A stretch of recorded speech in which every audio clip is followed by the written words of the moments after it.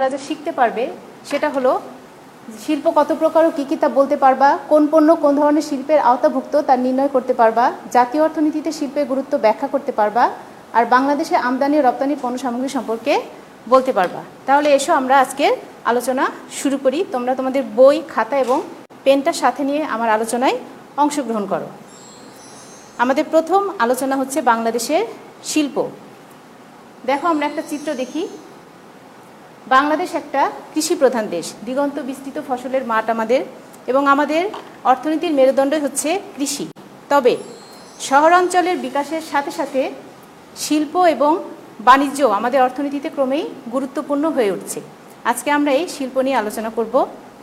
বাংলাদেশ একটা কৃষিপ্রধান দেশ হলেও ব্রিটিশ আমল থেকে এদেশে অনেক শিল্প কারখানা গড়ে উঠেছিল। তবে সে সময় সুতা, কাপড় আর পাট, এই তিনটা শিল্পই ছিল প্রধান। পাকিস্তান সৃষ্টির পরে পূর্ব বাংলার নারায়ণগঞ্জে পৃথিবীর সর্ববৃহৎ পাটকল আদমজি জুট মিলস প্রতিষ্ঠিত হয়েছিল। তবে পাকিস্তান শাসন আমলে আমাদের এই অঞ্চলটা অনেক বৈষম্য এবং বঞ্চনার শিকার হয়েছিল। সে সময় নতুন কোনো শিল্প কারখানা আসলে গড়ে ওঠেনি। এরপর স্বাধীনতা লাভের পর 1971 সালের পর দেশের বিভিন্ন স্থানে নতুন নতুন শিল্প কারখানা গড়ে উঠতে থাকে। তবে একসময় আমাদের পাট শিল্পই ছিল প্রধান, সেই সাথে ছিল চা, চিনি, সিমেন্ট, সার, চামড়া, রেল আর ইঞ্জিনিয়ারিং কারখানা। বর্তমানে গার্মেন্টস এবং ওষুধ শিল্পে বাংলাদেশ অনেক সাফল্য অর্জন করেছে। মূলধন, উৎপাদনের পরিমাণ, কর্মী বা শ্রমিকের সংখ্যা ইত্যাদির বিচারে শিল্প প্রতিষ্ঠানকে কয়েকটা ভাগে ভাগ করা যায়। এসব আমরা এই ভাগগুলো এখন দেখি। বাংলাদেশের বিভিন্ন প্রকার শিল্প, শিল্পের প্রকার, প্রথমত বৃহৎ শিল্প, এরপর মাঝারি শিল্প, এরপর ক্ষুদ্র শিল্প, তারপরে হচ্ছে কুটির শিল্প। আমরা এখন এই শিল্পগুলো সম্পর্কে জানব। প্রথমে আমরা জানব বৃহৎ শিল্প সম্পর্কে।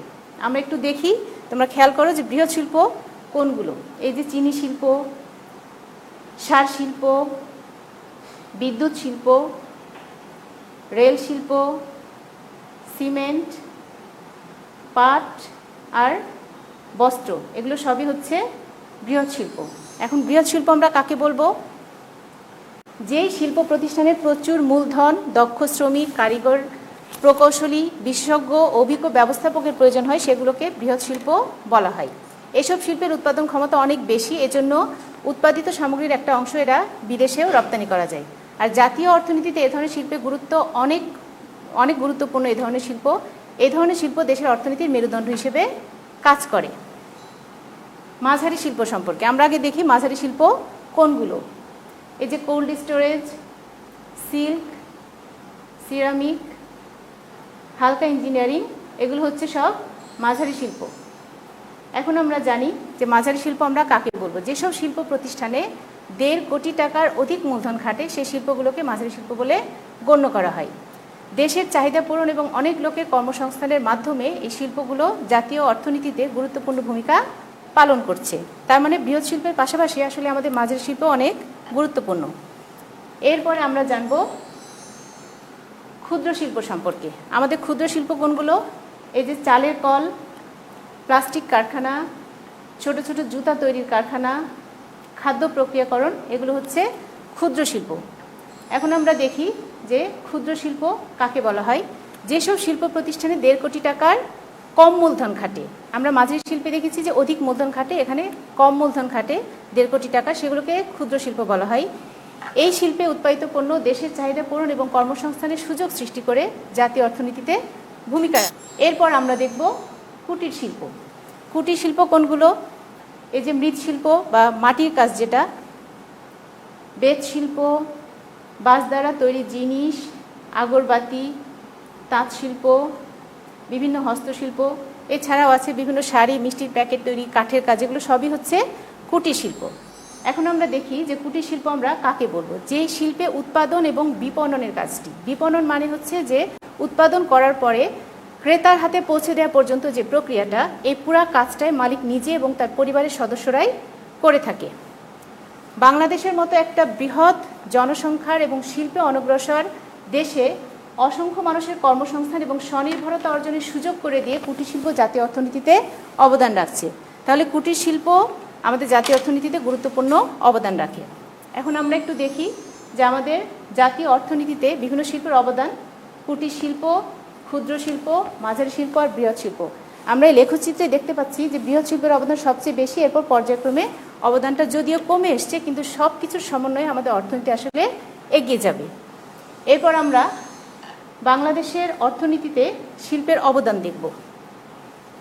খাদ্য, বস্ত্র, ঔষধ, এই যে প্রয়োজনীয় জিনিসগুলো, এগুলো আমরা বিভিন্ন শিল্প থেকে পেয়ে থাকি। এছাড়াও বিদ্যুৎ, গৃহ নির্মাণ সামগ্রী, এই জিনিসগুলো ছাড়া আমাদের জীবন অচল। এগুলো সবই আমরা কোনো না কোনো শিল্প থেকেই পেয়ে থাকি। কৃষির পরে দেশের বিরাট সংখ্যক মানুষের জীবিকার সংস্থান হয় এই কৃষি শিল্প থেকে। ফলে দেশে বেকারত্বের হার কমায় এই শিল্প খাত। এদেশের নারীদের জন্য কর্মসংস্থানের সুযোগ করে দিয়েছে গার্মেন্টস শিল্প। আমরা জানি গার্মেন্টস শিল্পে লক্ষ লক্ষ নারী শ্রমিক রয়েছে, যারা এই গার্মেন্টস শিল্পে নিজেদেরকে নিয়োজিত করতে পেরে তাদের পদমর্যাদা, সামাজিক পদমর্যাদার খুঁজে পেয়েছে, তাদের নির্ভরশীলতা কমেছে এবং তারা অর্থনীতিতে একটা ভূমিকা রাখতে পারছে। এসবের ফলে দেশের সামাজিক অগ্রগতিতেও ভূমিকা রাখছে শিল্প খাত। শিল্প খাতে কর্মসংস্থানের সুযোগ মানুষকে শিক্ষা ও প্রযুক্তির প্রতি আগ্রহী করে তুলেছে। এই তথ্য প্রযুক্তির যুগে শিল্প খাতের কল্যাণে আসলে আমরা নিজেকে বিশ্ব নাগরিক হিসেবে ভাবতে উদ্বুদ্ধ হচ্ছি। এরপর আমরা দেখব বাংলাদেশের শিল্পের ভবিষ্যৎ সম্ভাবনা। যদি আমি বাংলাদেশের শিল্পের ভবিষ্যৎ সম্ভাবনা সম্পর্কে বলতে চাই, তাহলে বলতে হয় যে বাংলাদেশ একটা শিল্প সম্ভাবনাময় দেশ। সেটা কেন বলছি? এদেশ একটা জনসম্পদে ভরপুর দেশ, এজন্য এখানে অপেক্ষাকৃত কম মজুরিতে প্রচুর শ্রমিকের সহজলভ্যতা রয়েছে। ফলে কি হয়, এদেশে শিল্প স্থাপন এবং বিনিয়োগে বিদেশি বিনিয়োগকারীরা অনেক আগ্রহী হয়। এর একটা বড় উদাহরণ হচ্ছে গার্মেন্টস শিল্প। এদেশে এককভাবে এবং বাংলাদেশের সাথে যৌথ অংশীদারিত্বে এদেশে অনেকগুলো গার্মেন্টস কারখানা গড়ে উঠেছে এবং এখানে লক্ষ লক্ষ নারী শ্রমিকের কর্মসংস্থান হয়েছে। আবার বিদেশি বিনিয়োগকারীদেরকে আকৃষ্ট করতে ইপিজেড অর্থাৎ এক্সপোর্ট প্রসেসিং জোন বা রপ্তানি প্রক্রিয়াকরণ এলাকা সরকার গড়ে তুলেছে এবং সেখানে বহুবিধ সুবিধা প্রদান করা হচ্ছে। এই সুবিধাগুলোর মধ্যে পণ্য পরিবহনের সুবিধা, বন্দর সুবিধা, বিদ্যুৎ, গ্যাস, ওয়ান স্টপ সার্ভিস এগুলো অন্তর্ভুক্ত। এর ফলে প্রবাসী বাংলাদেশি যারা আছে তারাও তাদের টাকা এই শিল্প প্রতিষ্ঠায় বিনিয়োগে আগ্রহ দেখাচ্ছে। তাহলে এসবের ফলে কি হবে, দেশে নতুন নতুন শিল্প কারখানা গড়ে উঠেছে অলরেডি এবং আরও অনেক শিল্প কারখানা গড়ে উঠবে। কাজে আমরা বলতে পারি যে এই সকল কারণে বাংলাদেশের একটা শিল্প সমৃদ্ধ মধ্য আয়ের দেশ হওয়ার সম্ভাবনা ক্রমেই উজ্জ্বল হয়ে উঠছে। তাহলে এই ছিল আমাদের শিল্প নিয়ে। এবার আমরা দেখব বাংলাদেশের আমদানি ও রপ্তানি সম্পর্কে। পার্ট 3 আমাদের বাংলাদেশের আমদানি ও রপ্তানি। আসলে পৃথিবীর কোনো দেশই নিজের চাহিদার সমস্ত পণ্যগুলো নিজেরা উৎপাদন করতে পারে না। কোনো দেশে যেই পণ্যের ঘাটতি থাকে সেটা বিদেশ থেকে আমদানি করে, আবার একইভাবে দেশে উৎপাদিত পণ্য যেগুলো বেশি হয় দেশে ব্যবহার করার পর সেগুলো বিদেশে রপ্তানি করে। তাহলে বিদেশ থেকে পণ্য আমদানি এবং বিদেশে পণ্য রপ্তানি, এই কাজটাকে বলা হচ্ছে বৈদেশিক বাণিজ্য। আসলে এখন বর্তমান যুগে বাণিজ্যের অনেক সুযোগ থাকায় কোনো দেশই সব পণ্য নিজে উৎপাদন করতে চায় না। যে পণ্য উৎপাদন করলে সুবিধা হয় সেটা উৎপাদন করে, আর যে পণ্য আমদানি করলে সুবিধা হবে সেটা আমদানি করে নেয় সুবিধাজনক দামে। এবং এটা একটা নীতির আওতায় হয়ে থাকে। দুটো দেশের মধ্যে পারস্পরিক চুক্তির মাধ্যমে এই বৈদেশিক বাণিজ্যটা সংগঠিত হয় এবং এই কাজে কিছু সংস্থা রয়েছে আন্তর্জাতিক এবং আঞ্চলিকভাবে। তোমাদের বইতে 2টা সংস্থার নাম আছে, সেই সংস্থাগুলো কি কি?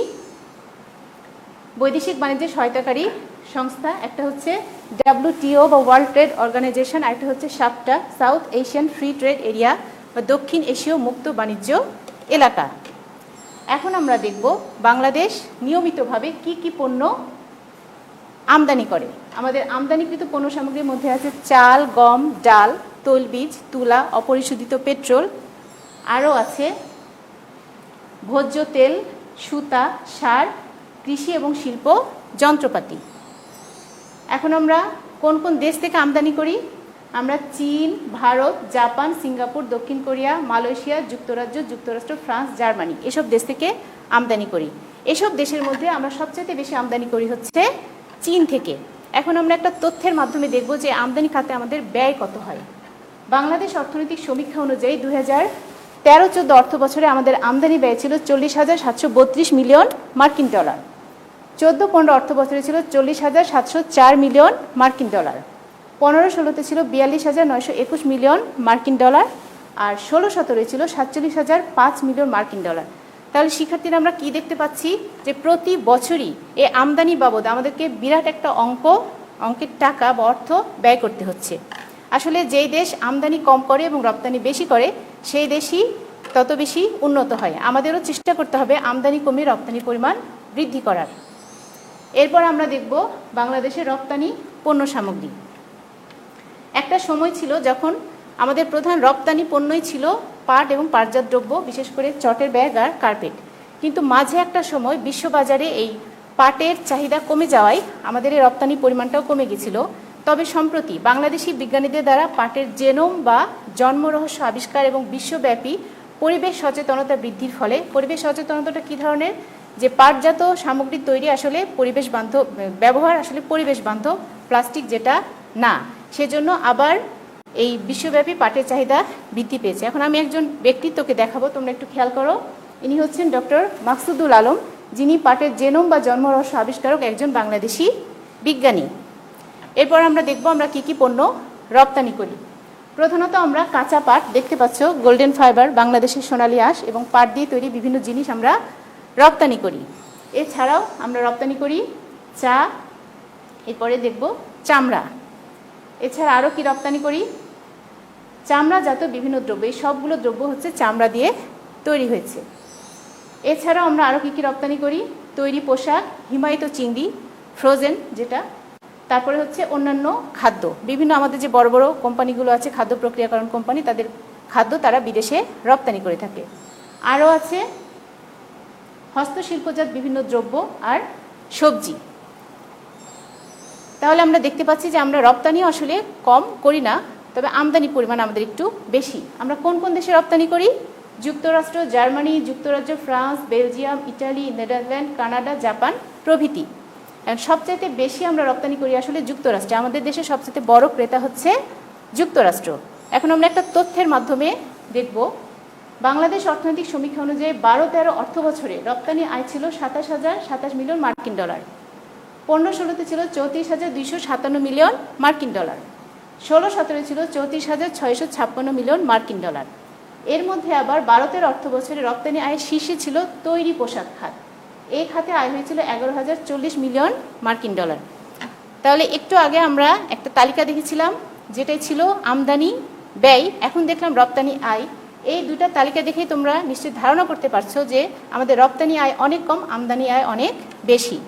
এখন এই যে আমদানি এবং রপ্তানি, এটা প্রত্যেকটা দেশের জন্যই আসলে গুরুত্ব বহন করে।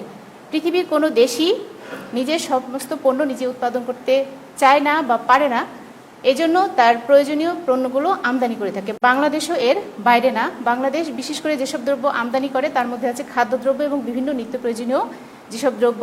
এসব দ্রব্য যদি সময় মতো আমদানি করতে না পারতো, তাহলে এসব দ্রব্যের দেশের অভ্যন্তরে মূল্য বৃদ্ধি পেত, ঘাটতি দেখা দিত। এর ফলে কি হতো, একটা সামাজিক অস্থিরতা বিরাজ করত। এজন্য বাংলাদেশ নিয়মিতভাবে কিছু পণ্য আমদানি করে, আবার কিছু পণ্য নিয়মিতভাবে রপ্তানি করে, যার ফলে আমরা বৈদেশিক মুদ্রা অর্জন করতে পারি। এই অর্জিত বৈদেশিক মুদ্রা দেশের অর্থনৈতিক উন্নয়নে আমরা ব্যয় করে থাকি। বিশেষ করে শিল্প খাতে এটা আমরা বিনিয়োগ করে শিল্প সম্প্রসারণ করি, দেশে অনেক উন্নয়নমূলক কর্মকাণ্ড করে থাকি। তবে আমাদের খেয়াল রাখতে হবে যে আমদানি হ্রাস করে আমরা রপ্তানি পরিমাণ বৃদ্ধি যেন করতে পারি। তাহলে কি হবে, আমদানি হ্রাস করে রপ্তানি পরিমাণ বৃদ্ধির মাধ্যমে আমরা জাতি হিসেবে স্বাবলম্বী হয়ে উঠতে পারবো, আমাদের নির্ভরশীলতাটা কমে যাবে। বাংলাদেশকে একটা মধ্যম আয়ের শিল্প সম্ভাবনাময় দেশ হিসেবে গড়ে তুলতে হলে বৈদেশিক বাণিজ্য, বিশেষ করে রপ্তানির বিষয়টা আমাদেরকে খেয়াল রাখতে হবে। তবে বর্তমানে উদ্ভূত এই পরিস্থিতিতে এই যে আমি আলোচনা করলাম এতক্ষণ, আমদানি, রপ্তানি, বৈদেশিক বাণিজ্য, এই বিষয়টা বা এই প্রক্রিয়াটা অনেকটাই ব্যাহত হচ্ছে। আমরা দেখতে পাচ্ছি এই করোনা ভাইরাসের কারণে যে উদ্ভূত একটা পরিস্থিতি সারা বিশ্বে বিরাজ করছে, এর ফলে বিভিন্ন দেশে বন্দরগুলো বন্ধ হয়ে গেছে, অনেক কিছু লকডাউন করে দেওয়া হয়েছে, সমস্ত কার্যক্রম সংক্ষিপ্ত করে দেওয়া হয়েছে। যেমন আমাদের দেশের কলকারখানাগুলো সব বন্ধ, আমাদের রপ্তানি এখন মোটামুটি বন্ধ আছে। তাহলে আমরা আল্লাহর কাছে প্রার্থনা করি যেন আমরা এই অবস্থা থেকে তাড়াতাড়ি পরিত্রাণ পাই এবং শীঘ্রই সমস্ত কার্যক্রম আবার স্বাভাবিক হয়ে যায়, আমরা আমাদের আমদানি, রপ্তানি এবং বৈদেশিক বাণিজ্যিক কার্যক্রমটা যেন ভালোভাবে পরিচালনা করতে পারি। তাহলে বন্ধুরা, এই ছিল আমার আজকের আলোচনা। এখন আমি তোমাদের একটা বাড়ির কাজ দিব, তোমরা এই বাড়ির কাজটা করে রাখবা এবং স্কুল খোলার পরে সংশ্লিষ্ট বিষয় শিক্ষককে দিয়ে এটা চেক করিয়ে নিবা। যে বাড়ির কাজটা আমি দিয়েছি এটা ইতিমধ্যে আমি আলোচনা করে ফেলেছি, তোমরা আমার আলোচনা থেকে এটা লিখতে পারবা। যেমন বাংলাদেশের অর্থনীতিতে কুটির শিল্পের গুরুত্ব। আমি আগেই বলেছি, বাংলাদেশ একটা বিরাট জনসংখ্যার দেশ, এখানে সবার কর্মসংস্থানের ব্যবস্থা করে দেয়া সরকারের একার পক্ষে সম্ভব না। এজন্য এই কুটির শিল্পের মাধ্যমে স্বকর্মসংস্থানের সুযোগ সৃষ্টি হয় এবং এতে অনেক লোকের জীবিকার একটা পথ বের হয়। আবার কুটির শিল্পে যেসব পণ্য উৎপাদিত হয় সেগুলো দেশে যেমন ব্যবহার হয়, আমরা বিদেশে রপ্তানি করে বৈদেশিক মুদ্রাও অর্জন করতে পারি। কাজে আমরা বুঝতে পারছি যে কুটির শিল্পের গুরুত্ব বাংলাদেশের অর্থনীতিতে কম না। এরপরে আমি বলেছি বাংলাদেশের ভবিষ্যৎ শিল্প সম্ভাবনা সম্পর্কে সংক্ষেপে লিখো। এটা আমি একটু আগেই বলেছি যে এই সম্পর্কে বলতে গেলে আমাদের বলতে হয় যে বাংলাদেশ একটা শিল্প সম্ভাবনাময় দেশ। এদেশে প্রচুর জনসম্পদ রয়েছে। এই জনসম্পদকে কাজে লাগিয়ে তাদেরকে জনশক্তিতে রূপান্তরিত করে আমরা আমাদের শিল্পের সম্প্রসারণ ঘটাতে পারি। আমাদের প্রচুর প্রাকৃতিক সম্পদ রয়েছে অব্যবহৃত অবস্থায়, যেগুলো আমরা ব্যবহার করতে পারি। আমরা বিদেশি বিনিয়োগকারীদেরকে আকৃষ্ট করতে পারি, দেশি যারা পুঁজি বিনিয়োগ করে তাদেরকে আমরা আকৃষ্ট করতে পারি এই শিল্প খাতে বিনিয়োগের জন্য। কাজে আমরা বলতে পারি যে বাংলাদেশের শিল্পের ভবিষ্যৎ সম্ভাবনা অনেক উজ্জ্বল। এরপরে আমি বলছি বাংলাদেশের আমদানি রপ্তানি পণ্যের একটা তালিকা তৈরি করো। আমি ইতিমধ্যে তোমাদের আমদানি এবং রপ্তানি পণ্য সচিত্র নামগুলো দেখিয়েছি। তোমরা তালিকা বলতে 1, 2, 3, 4 এরকম নাম্বারিং করে পরপর এই পণ্যগুলোর নাম লিখে যাবা। তাহলে বন্ধুরা সবাই ভালো থেকো, সচেতন থেকো এবং সর্বোপরি সবাই আমরা বাড়িতে থাকবো, বিনা প্রয়োজনে বাড়ি বের হব না। সবাই ভালো থেকো। আল্লাহ হাফিজ।